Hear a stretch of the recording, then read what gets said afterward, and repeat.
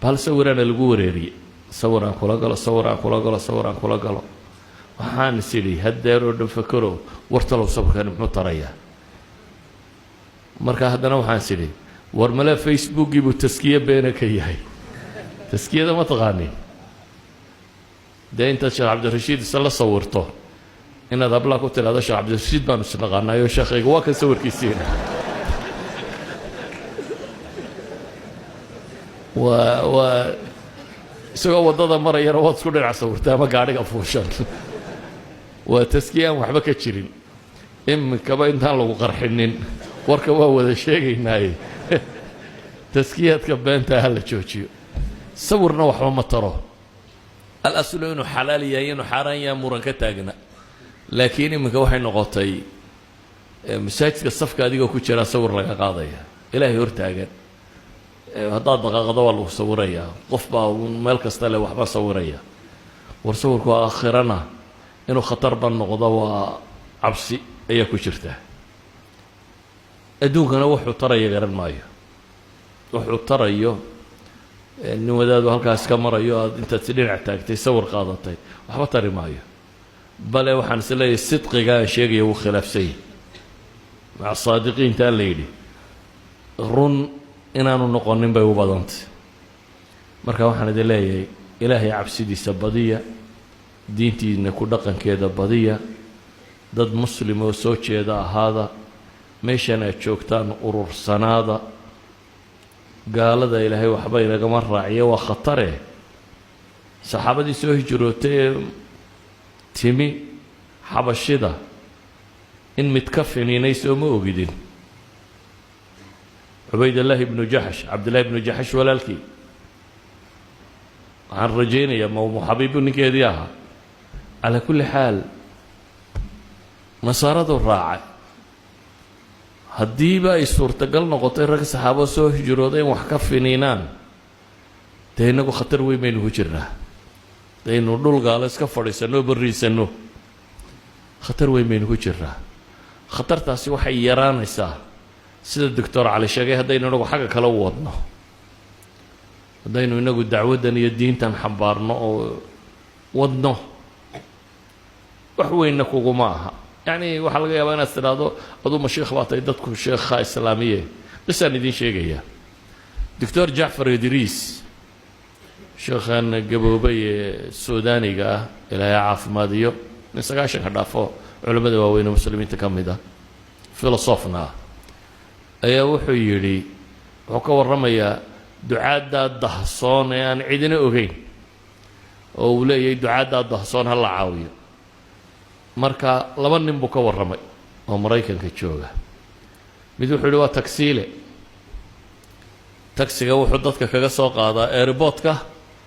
magaaladu keena tagsigiisa markaa cidi soo fuusho ayuu qur-aan cod macaan u saaraa maraykanka iyo dadkaasi waa dad hadal badan oo warka iskale kaa bilaabaya yurubiyanka maalan scandinavianka oo kale guriga kugu xigaa weliga kula hadlimaya ka ku jira waddada aamusan aan waxba ku darsanin laakiin qoladan af ingiriisiga ku hadashaa waa dad aada u furfuran oo dadka iskala qabsada markuu qur-aan cod macaan saara bay yidhaahdaan heestani maxay ahayd isagu su-aashaa unbuu rabay inuu la weydiiyo waa cod macaan yee ninkan heestu qaadayo markaasuu wuxuu bilaabaa inuu yidhaahdo it's the last revelation from God waa waxyigii ugu dambeeyay samada ka yimaada halkaasuu ka bilowdaa markaa warkiisa 58 qof buu kursiga dambe iyagoo saarana shahaada u qabta 58 qof 6 bilood gudahoodna weeyaan maaha waqti badan 6 bilood gudahood buu 58 qof oo kursiga dambe ee taksiga saaran waa shahaada u laqibay ka labaad uu ka warramay waxa weeyaan nin soo islaamay oo aan aqoon diineed oo badan lahayn muslimuun iimaanku galayo iimaanku ka dhab yahay niman carbeed oo muslimiin oo masaajidda ku tukadooda waryaadhe war dadkani naartay ku socdaane kaalayo raaca dadka anaa soo qabanaya idinku kaan idin keena wuxuu sheega maalinba laba dadkan masaajidka jooga af carabigana yaqaana ayuu kaxeeyaa isagu faatixadu dirka ku akhrinaya waddada dadka maraya ayuu ishortaagaa ma rabtaa inaad islaamka wax ka ogaato dee waa bini aadama wax walba oo ku dhaca qaar waxay dhahan war naga banneey iska daaya buu yidhaha isagaa diiday ka yidhaahda islaamku muxuu yahay gacantuu qabtaa wuxuu yidhaha warkan wuxuu sii sheega dabeetana isagu waddadu ku noqdaa isagu dadkaa waddada maraya ee laga khajilay islaamku qofkaasaad iskala hadli ayuu indha caddays ugu tagaa unoo yidhaahdaa war diinta wax ma ka rabtaa inaad ka ogaato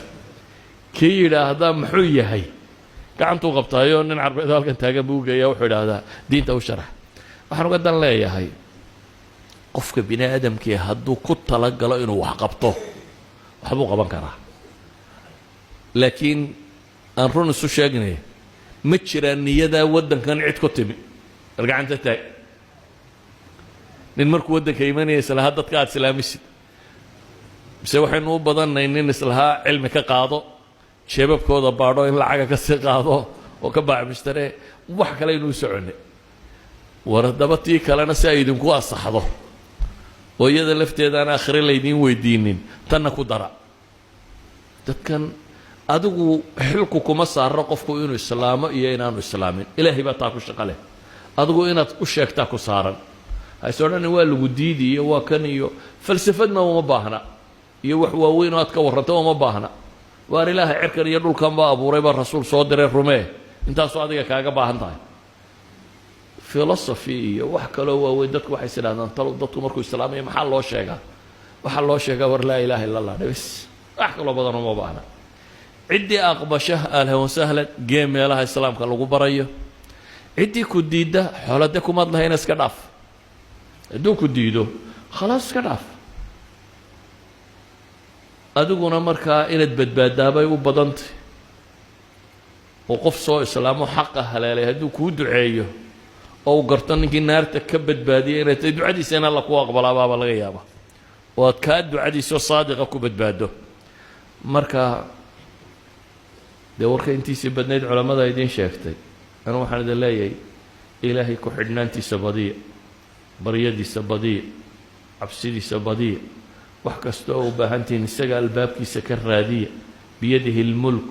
wa huwa calaa kulli shayin qadiir ilahay bal wuxuu isku sifeeyeyde waxana anaa haysta wax walbana waan awoodaa alghaniyu اlkariimna waan ahay alraxmaan الraxiim ilaah deeqtoon oon waxaan waxba u taraynin naxariis badan karam badan oo deeq badan jawaad ah wax kasta bixiya idan ilaahay baryadiisana badsada cibaadadiisana badsada diintana ka run sheega dee ducadaynu isu ducaynaana waa ilaahay inuu aakhiro meel fiican inugu kulmiyo jannadiisa inuu nagu kulmiyo xisaabta iyo ciqaabka in alla subxaanahu wa tacaala inaga fudaydiyo rabbi kuwa cafiya inuu inagu daro intaa kadib idinkana waa idiin mahadnaqaynaa sidaa noo maamusteen ee noo soo dhiirigeliseen dee kolley qofka halkan fadhiya hadday 4 qof soo hor fadhiisatana waa yara niyad jabaa haddii meesha la soo buuxiyana wallahi halkan kusoo noqnoqoshay leedahay buu yidhaahdaa oo dee wuxuu is idhaahdaa dadku niyadday u dhisayaan idinkuna niyaddaa noo dhisteen imaamka iyo gruubkiisuna waana dejiyeen oo si fiican bay noo dejiyeen safiir xigeenkuna dee wuxuu naga keenayba v I b du naga soo saaray halkii neeriboodku naga soo saaray niman ilmo xaaji axmedina madaxay nagu qaadeen oo waana sidaan weli cidii dhulka nama dhigin marka ilaahay waxaan ka baryayaa intiinaba in ilaahay khayr ugu bedelo wixii camalee wanaagsan ee geysateenna in ilaahay subxaanahu wa tacaala idinka wada aqbalo annagana waxyaga inaan ilaahay sumca iyo riyaa ka dhigin ee wuxuu aqbalo annaga ugu baahi badan aqbalaade inamaa yataqabbalu allahu min almuttaqiin wax waa la sheegaa laakiin inta ilaahay xaggiisa laga aqbalaa waa inta ahlu taqwa ay sheegaan ee ilaahay inuu naga dhigo kuwa kelmadooda aqbalo sala allahu calaa muxamedin wcala alihi wasaxbihi wasalam walxamdu lilahi rabbi alcaalamiin alxamdu lilah wsala allahu calaa nabiyina muxamedi wcala aalihi wasaxaabatihi ajmaciin maadaama laysu dardaarmayo culimmada iyo mashaayikhduna ay idiin dardaarmeen wax yar dhallinyarada ma garanayo hadday in sha allahu gardarre iguma aha laakiin sax waaye inaan baan filayaa waxaan rabaa inaan u dardaarmo